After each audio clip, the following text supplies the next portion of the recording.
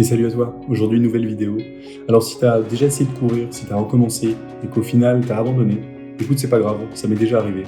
Dans cette vidéo je voulais donner 5 conseils simples, basiques à mettre en place pour essayer au mieux de créer une sorte de petite habitude qui va te permettre de commencer à courir et de t'accrocher cette fois-ci.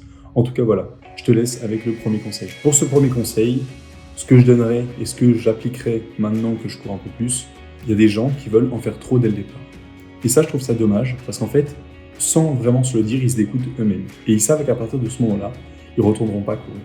Pourquoi ? Parce qu'en fait, ils vont courir une demi-heure, ils forcent, et après ils sont KO. Et c'est dommage. Moi, je te dirais, déjà, commence par 10-15 minutes, même si tu trottines, et même si tu vois quelqu'un marcher à côté de toi, et qu'au final, en trottinant, il marche aussi vite que toi, on s'en fiche.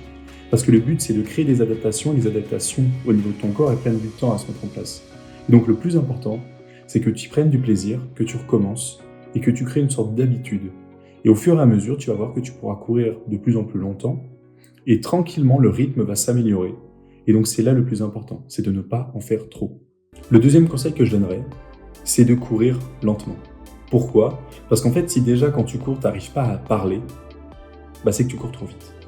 Par la suite, tu apprendras ce qu'on appelle l'endurance fondamentale, et l'endurance fondamentale, c'est un type d'entraînement, entre guillemets, qui fait partie d'une préparation, et c'est 80 à 90% des runs. C'est un run en fait qui doit être tranquille. Quand tu commences ton run et quand tu termines ton run, tu dois pas être plus fatigué que ça. Tu dois avoir pris du plaisir, tu dois te sentir léger, tu dois te sentir entre guillemets comme si on t'avait fait pousser des ailes, quoi. Et c'est dommage, c'est qu'il y a des gens qui courent trop vite.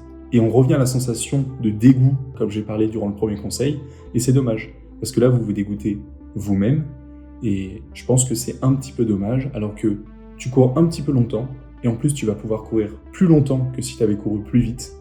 Ton corps va s'adapter et tu vas prendre de plus en plus de plaisir. Le troisième conseil que je donnerais, ça vient un peu au fait à créer une habitude. Pourquoi ? Parce qu'avec les conseils précédents, on a pu voir que le but c'était aussi de créer de la régularité et donc de créer une habitude. Mieux vaut courir 2 fois 15, 20, on va dire 30 minutes maximum par semaine au départ, que de courir 40 minutes, 45 minutes, voire même des fois 50 minutes, 1 heure, et se dégoûter. Et au final, arriver 3 semaines après, et se dire, mince, j'avais commencé à courir, je me suis arrêté, mais en même temps, le dernier run que j'ai fait, il m'a pas procuré de plaisir. Et je pense que c'est là où il faut faire attention, c'est qu'au départ, en fait, la vitesse et le rythme, ils viendront par la suite. Mais au départ, le plus important, c'est de courir de manière régulière, pour créer, encore une fois, les adaptations nécessaires, pour courir plus longtemps, en prenant toujours autant de plaisir. Et je pense qu'il faut vraiment retenir ça, c'est vraiment un conseil super important, c'est quand vous commencez une discipline, moi je me l'applique maintenant à moi-même. Je cherchais toujours la performance au départ, mais je pense que mieux vaut chercher la technique, partir bon techniquement parlant, et en même temps, on commence quelque chose de nouveau. Donc si on n'y prend pas du plaisir et du coup qu'on n'est pas régulier, forcément ça va s'arrêter. Et en plus de ça, on va vouloir vite abandonner parce qu'il y a une forme de dégoût et en même temps, on ne prend pas de plaisir. Et ça, c'est dommage. Et maintenant, je vais parler du quatrième conseil. Alors, le quatrième conseil, il faut savoir que c'est un conseil matos. En course à pied, c'est vos jambes qui travaillent.